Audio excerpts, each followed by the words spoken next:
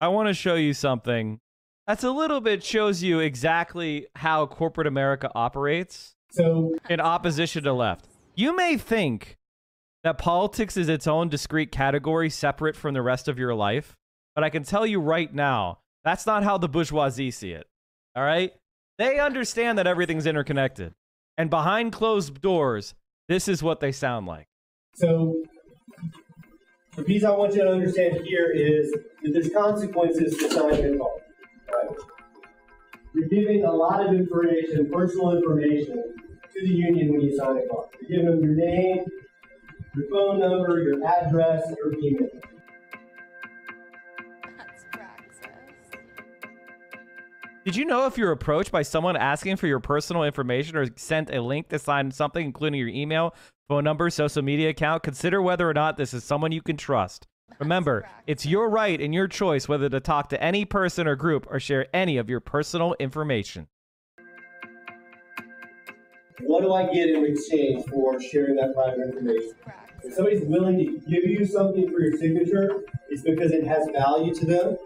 So just think about what's it worth to you, or it becomes the property of the union. You can ask for it back if you change your mind. They don't have to give it back to you. They can give it to third parties, that information, right? Folks can contact you via text message, come to your house to talk to you about the union or anything else. That's praxis. Amazon concerned about privacy. Amazon Alexa privacy suit registered user wiretap claims acts. Federal judge refuses to dismiss Amazon employees' data privacy class action. Amazon must face biometric privacy lawsuit over COVID-19 health checks. The legal trouble for Amazon and its Ring cameras. Cyberstalkers allegedly using these security systems to secretly spy on people. The suit alleging Ring knew its systems were vulnerable to hackers, but failed to do anything. Starbucks hired CIA/State Department officer in Pinkerton, Amanda Stanfill, in March as the manager of global intelligence for retail operations. Chat, this is a standard career path. CIA to Pinkerton to corporate union buster. That's literally the same job 3 times. Political affairs. Oh, hired in under Obama. Counter narcotics and organized crime. Oh yeah, nice. Jesus Christ. Fucking hell, dude. Ohio governor says rapist-friendly abortion ban is horrible idea, but signs it anyway. Jesus Christ. Which proposes to prohibit all abortion. It leaves enforcement up to private citizens through civil lawsuits. 1 in 6 women are victim of rape over their life. A minor who was raped becomes pregnant. They seek an abortion. The rapist's mother, father, neighbor, girlfriend decides to sue. The doctor will be responsible for paying a $10,000 fine. That is correct. Do you believe that people experiencing a miscarriage should be subjected to inquiry and subpoenas for some stranger that believes that they had an abortion? Representative, I think that any time you bring in a civil lawsuit, you must have documentation and proof of an abortion. You may not understand what your bill does, because that's not at all what this does. This allows people that have no knowledge, no standing, they have not been harmed, to bring a lawsuit against any doctor that they believe have performed an abortion. That's correct. Explain your intent, because your explanation a second ago seemed a little off. My intent is to bring a bill that protects the unborn life in this state. I have no further questions. All those in favor say aye. All those opposed? No. I think the ayes have it.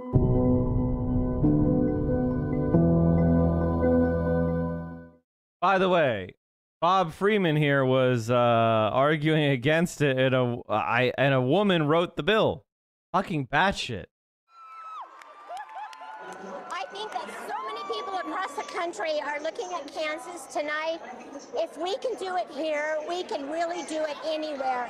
Kansas has been historically conservative, but people are opening up more and more to different ideas and policies. In these days, everything that we do affects the younger generations. And if we don't get the correct laws into place now, there can be massive consequences later on for our younger generations.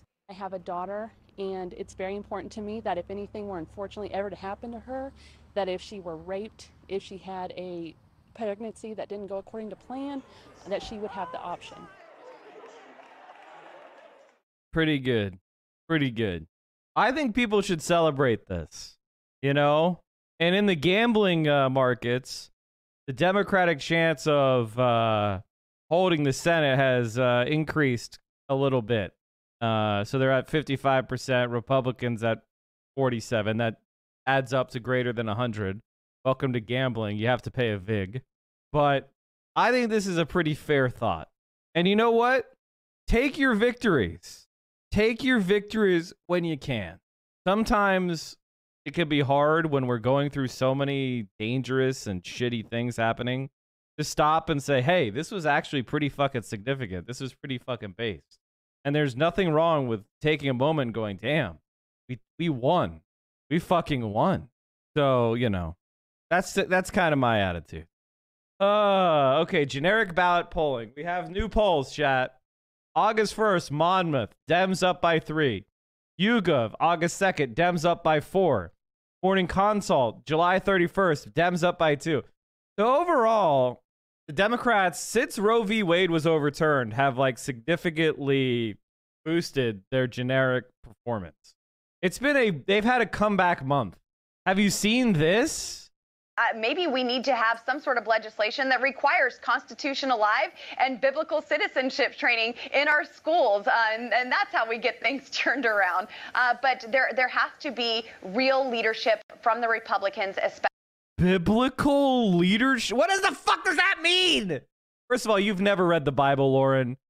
You married your husband, who was prosecuted for showing his dick to an underage girl at a bowling alley.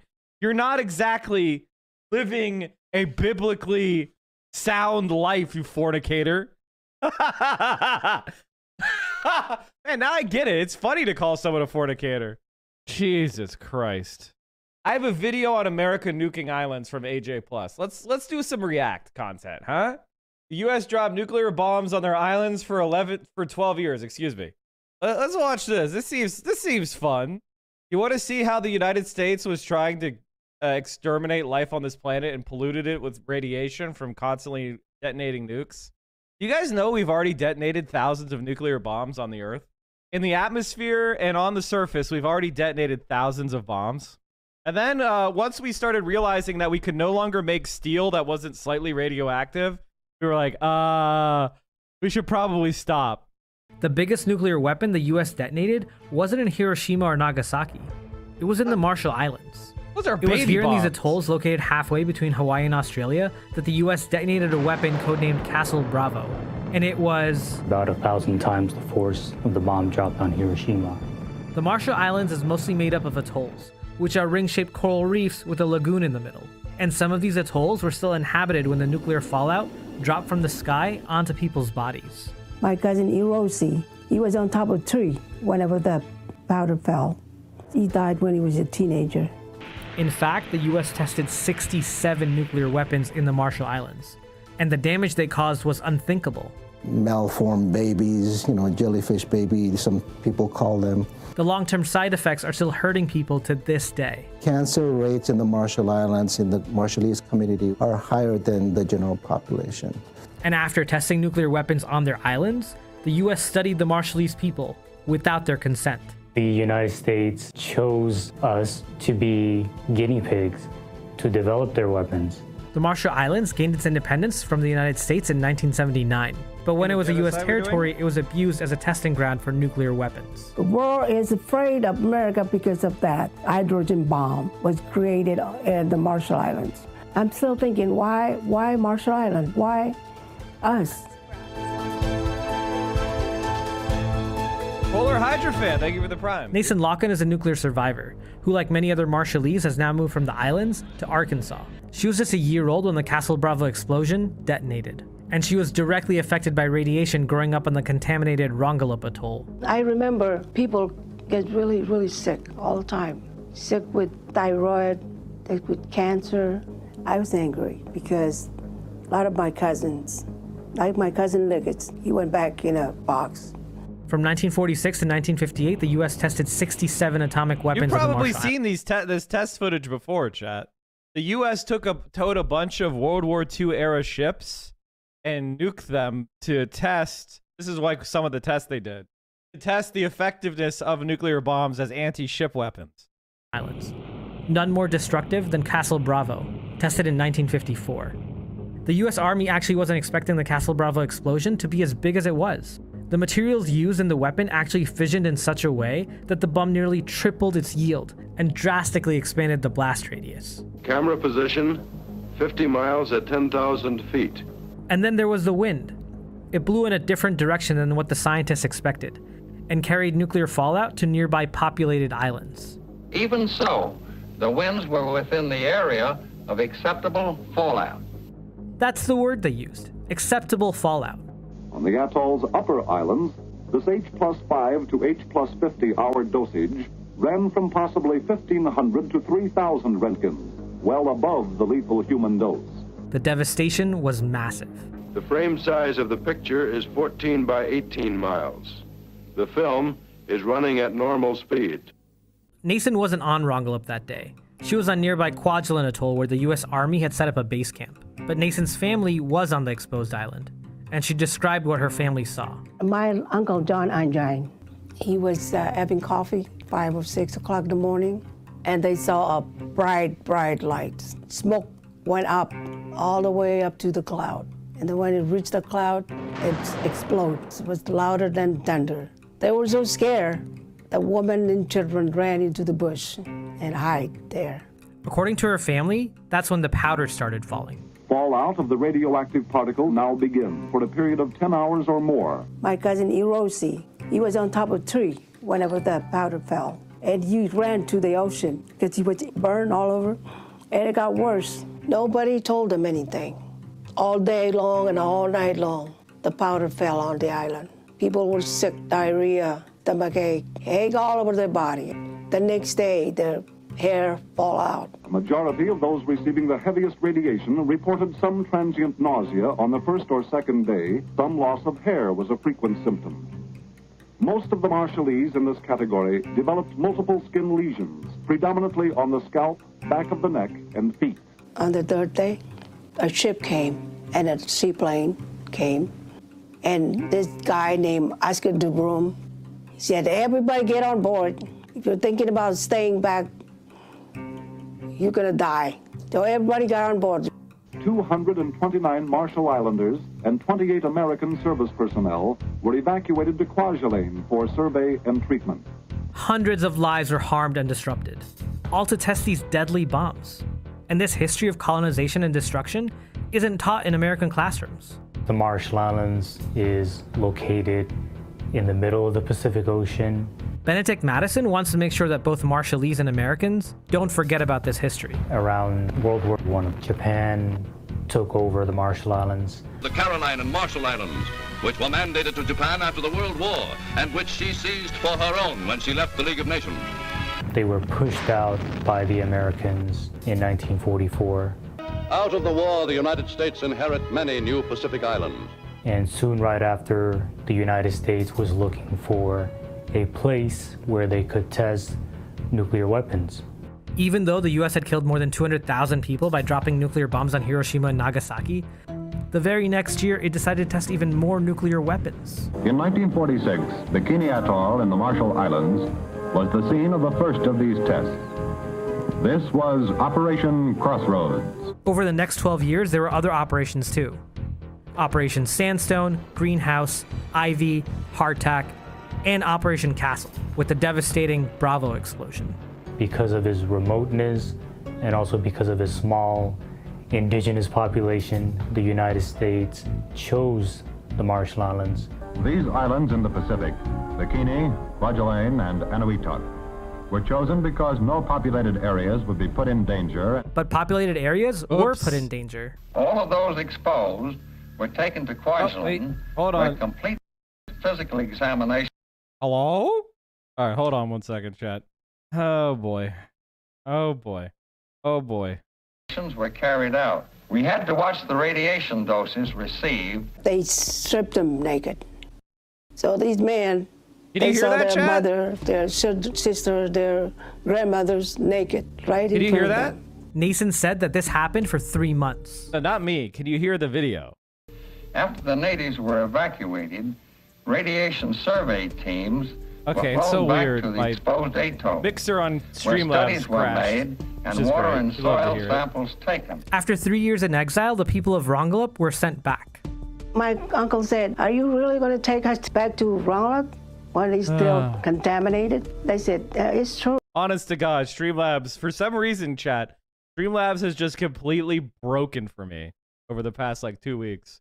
And it just randomly has different components just completely die. So weird. Might have to reinstall it or, you know, check my drivers. Who knows what's going on. It had an update, but I don't remember when. Dems had the same issue? Really? Scientific also discovered effective radiation before they created the nuke to show how evil they are? Yeah, they knew. It's not just you. Mine freezes randomly to...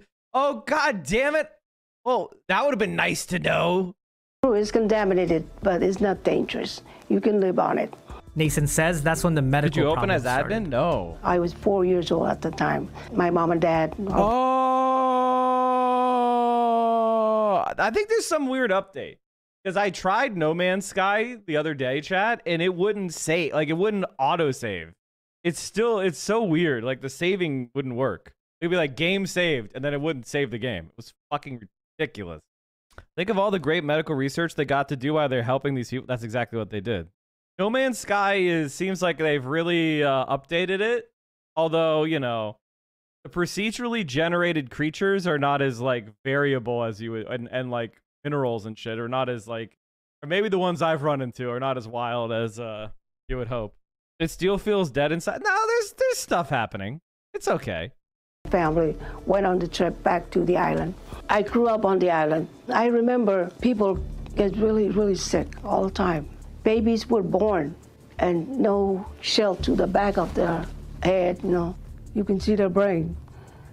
When the radiation affects the cell and it affects the genetics, the DNA, then instead of making the normal products, it'll make the abnormal products. That's Dr. Sheldon Ricklin. He's the only Marshallese doctor in the continental United States. You got your immediate effects, your acute effects, and so in terms of the beta burns that people that experience during that time, the thyroid nodules and the thyroid cancers, the malformed babies, jellyfish babies, some people call them. Some of these images are intensely graphic, but it's... All right, well, hold on, chat. Obviously, none of this is like, I don't want to see like actual injuries. Important to show what the aftermath of Castle Bravo was. I gotta pull it off When you the think screen. about radiation, when you think about nuclear weapons or nuclear testing, the first thing that usually comes into mind really sad, is man. the direct effect in terms of cancers. Nason says she lost many relatives to cancer and other diseases she suspects were caused by nuclear radiation. My Uncle John died. He died. His son, Legacy, he had leukemia. I think it's cancer in the blood. Nason's family brought her cousin Lekage to the U.S. for treatment, but it was too late. He never saw the island again. He went back in a box. My cousin Hiroshi, like I told you, he was on top of a tree when that happened. He ran into the ocean and it got worse. He died as a teenager.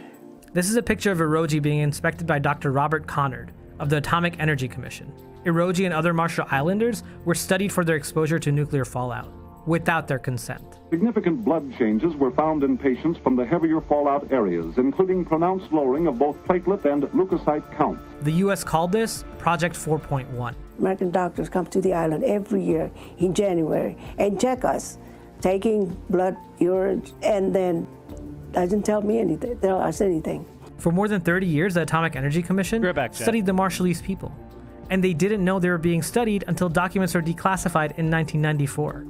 The United States chose us to be guinea pigs. Nason says that she has thyroid nodules that she suspects is from the radiation from the food she had to eat as a child. I've got thyroid too, and I got blood pressure too, and I'm taking medicine for them. So I'm trying to tell my doctors, that, it's from the, hydrogen bomb, but I don't know. I was young, and I didn't really understand a lot of things. Because the island was contaminated, the U.S. government told the people in Rongelap not to eat the fish or the food that they farmed on their land. Nason says the U.S. Army used to bring rations like flour and rice at the beginning of every year, but it was never enough. And when we ran out of those, we will eat whatever we can eat on the island. So when the rations ran out, the Marshallese on Rongelap had to eat the contaminated vegetables and fish. You'll have blister in your mouth, in your throat. You get diarrhea, you get sick. They come and check us every year, but they never really tell us that we were, living in a contaminated place.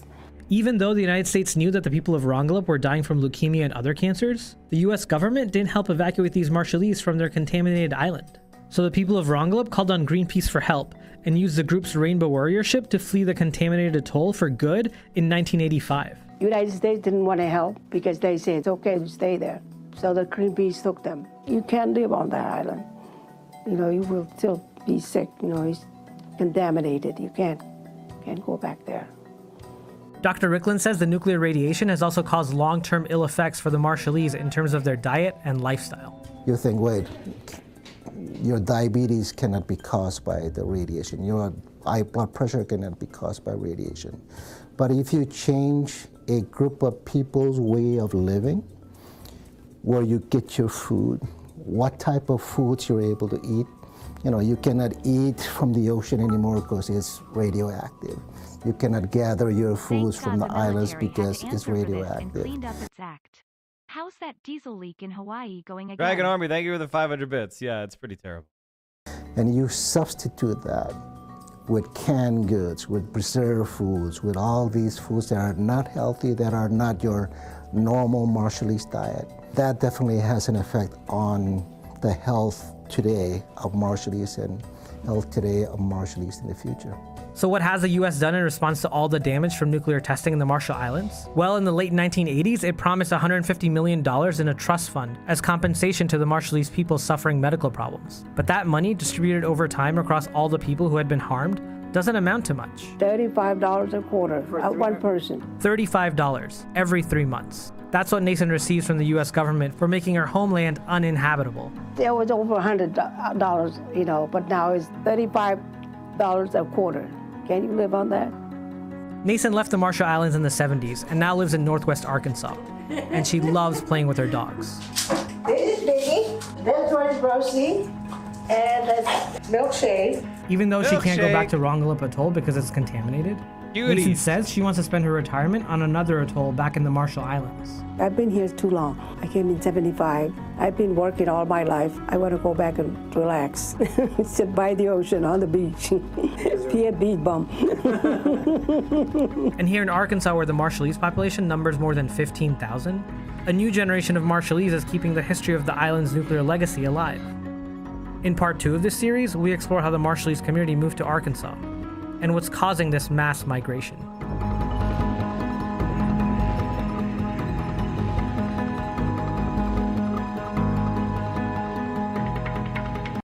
Pretty dark, chat. Pretty dark shit.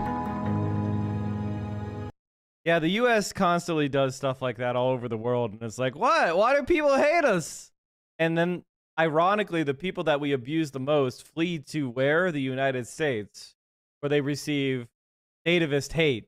Why don't you go back to your shithole country we ruined by testing nuclear bombs on it, or sending in Marines to overthrow your government, or assassinating your labor organizers, or etc. Are you watching the stream unsubbed? You're making income inequality worse. You are doing anti-praxis. We are the only Twitch stream that will not accept scam advertisers, and I will never fuck you over by selling you crap